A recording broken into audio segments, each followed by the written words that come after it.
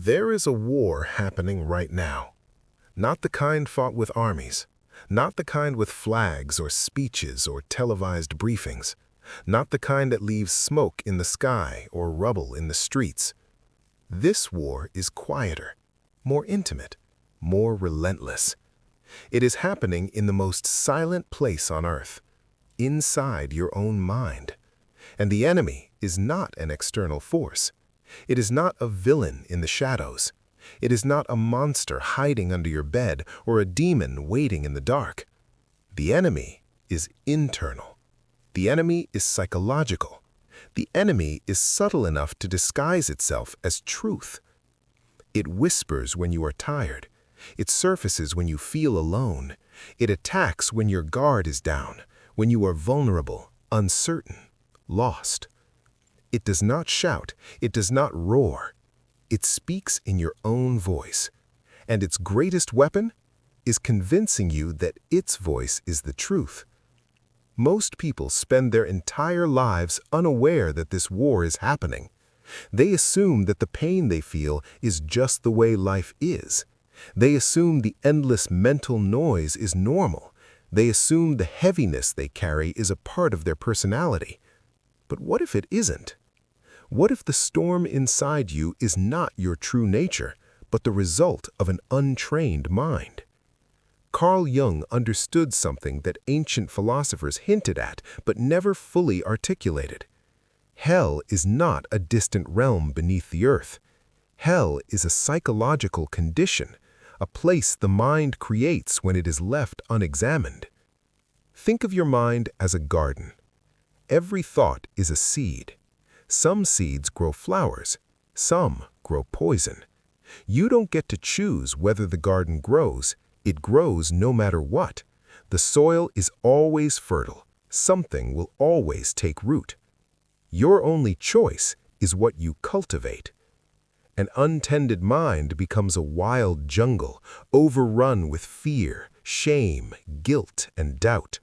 An untended mind becomes the breeding ground for the worst stories you tell yourself. An untended mind becomes the stage on which your shadow, your hidden, suppressed, wounded self comes out to play. Have you ever been sitting in a peaceful room, nothing visibly wrong, and suddenly your mind drags you through every mistake you've ever made, every humiliation, every fear about the future? That voice, that relentless critic, is not the truth. It is not your destiny. It is not your identity. It is the voice of the shadow, the part of you that has been ignored, the part of you that has been wounded, the part of you that has been waiting, sometimes for years, to be acknowledged. Today, we are going to face that shadow, not to destroy it, not to silence it, but to understand it and master it. Modern society loves shortcuts. Think positive. Manifest good vibes. Just push through. Shallow advice for deep wounds. Carl Jung would tell you this is spiritual bypassing, the attempt to avoid pain by placing a thin blanket of positivity over it. It does not heal. It merely hides. And what is hidden grows stronger. Your negative thoughts did not appear randomly. They are not spontaneous. They have origins. Every lie you believe about yourself has a birthplace. Look closely at the voice that tells you you're not enough, you will fail, you can't handle this, no one really loves you. Whose voice is that? Does it echo a parent who was afraid of the world and passed their fear onto you? Does it sound like a teacher who humiliated you? Does it resemble the tone of someone who wounded you before you have the strength to defend yourself? Many people spend their entire adult lives battling ghosts from childhood, mistaking the residue of old trauma for their own personality. Carl Jung said, "Until you make the unconscious conscious, it will direct your life and you will call it fate." Look at the repeating patterns in your life.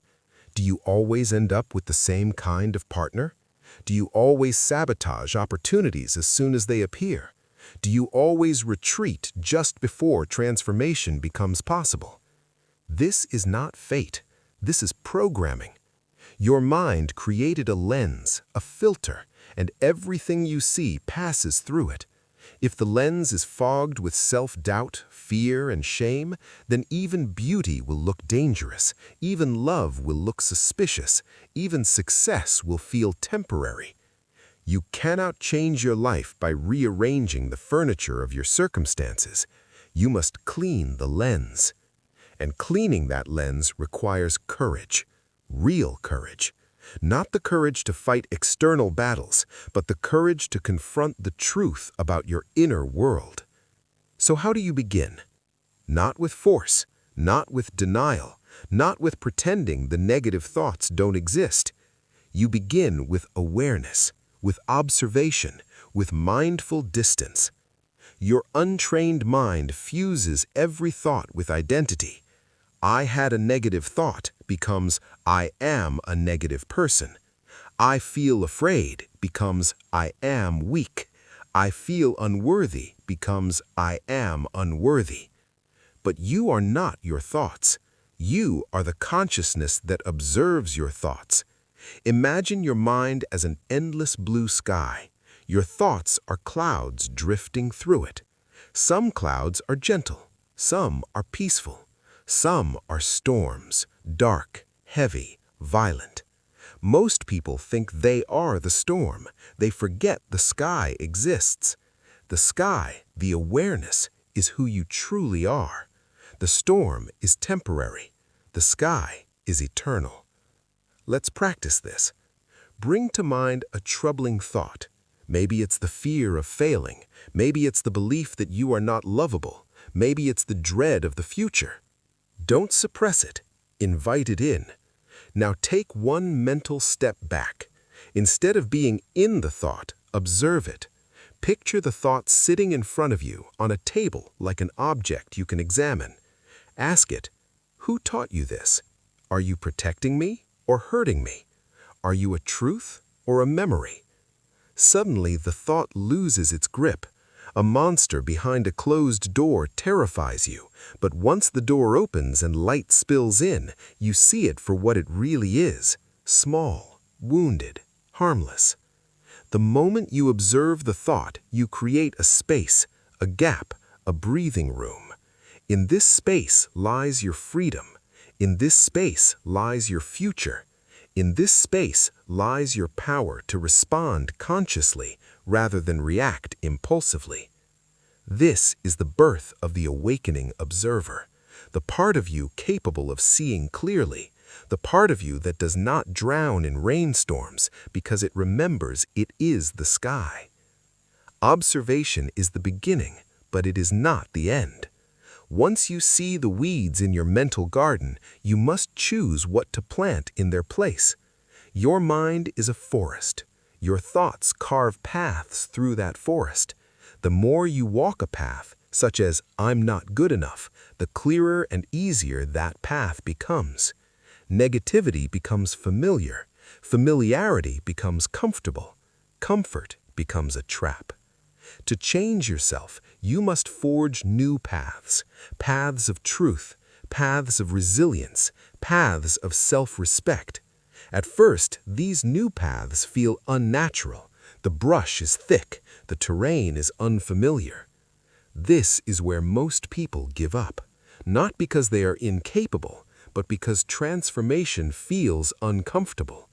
This is where the inner warrior emerges. The inner warrior is not an aggressor, it is a guardian, a protector of the soul. The inner warrior knows that growth is painful, but stagnation is lethal. The inner warrior knows that avoidance strengthens fear. The inner warrior knows that discipline is an act of self-love. How do you train this warrior? By creating a daily ritual. Not an hour-long ceremony, not a dramatic overhaul. Just 5 minutes. Before you let the world in, before the messages, the demands, the noise, you sit with yourself and plant your seeds. Not toxic positivity, not false affirmations, but truths you can believe in. Write, I can endure discomfort. I am not defined by my past. I choose to respond with clarity. I deserve a life that aligns with my soul. These are not fantasies. These are instructions to your unconscious mind. Repeated daily, they become neural pathways, new paths through the forest. Your unconscious follows the patterns you give it. If you want different results, you must give it different instructions. Consistency is not glamorous. Consistency is not dramatic. Consistency is quiet, steady, and transformative. The inner warrior knows this. The inner warrior chooses the path of discipline, not because it is easy, but because it leads to freedom. There is a trap in this work, one that many fall into. It is the trap of self-development into self-punishment. You become aware of your negative thoughts and then shame yourself for having them. You try to heal your past and then criticize yourself for still being affected by it. You attempt to face your shadow and then hate yourself for having one. This is counterproductive. This is cruelty disguised as discipline. True transformation requires compassion, not weakness, not indulgence, compassion. If a friend came to you and said, "I feel like a failure," would you respond with contempt? Would you say, "You're right, you are worthless"? No. You would offer patience. You would offer understanding. You would offer kindness. So why do you deny yourself the same? The way you speak to yourself when you are suffering reveals the quality of your inner home. Is your mind a battlefield or a sanctuary? When the shadow emerges, most people react with fear. They try to suppress it, silence it, exile it. But the shadow does not go away. What you repress only grows more powerful. The shadow is built from all the parts of you that were once punished or rejected. Your fear, your vulnerability, your anger, your longing, your unmet needs. It is not evil, it is wounded. When a painful thought arises, try saying, "I hear you. I know you are trying to protect me, but I am leading now." This is how integration happens, not through violence, but through recognition, not through suppression, but through leadership. You are not trying to kill the shadow, you are trying to unite the psyche. A divided self suffers. A united self becomes powerful. Behind every destructive thought is a younger version of you, a child who learned fear before safety, criticism before love, survival before peace. You cannot heal this child with aggression. You heal it with presence. The only way out is through. The only way to silence the old wounds is to finally listen to them. We are nearing the end of this journey, but what comes next is entirely up to you. You stand at a crossroads. One path is familiar. The path of autopilot, the path of unconscious patterns, the path of inherited fears and recycled beliefs. If you take this path, nothing will change. You will continue living inside stories written by other people, stories that cage you, stories that shrink you, stories that were never meant to define you. The other path is awakening. It is not easy. It is not comfortable. It is not quick, but it is real. It is yours. It is freeing. You will stumble. You will doubt. You will face old wounds that feel overwhelming. But stumbling is not failing. Falling is not failing. Feeling pain is not failing. The only failure is refusing to rise. Jung said, "I am not what happened to me. I am what I choose to become." This is the choice before you. Will you continue living as a victim of your unconscious mind, or will you become the master of your inner world? The next time a negative thought comes, do not open the door. Stand in the threshold. Meet it with authority. Say, "I am the master of this house. I choose what enters. I choose what stays. I choose what grows." You have the power to alchemize your darkness into wisdom, to transform wounds into strength, to turn the shadow from your enemy into your ally. The warrior is already inside you, waiting for the command. Give the command. Wake up.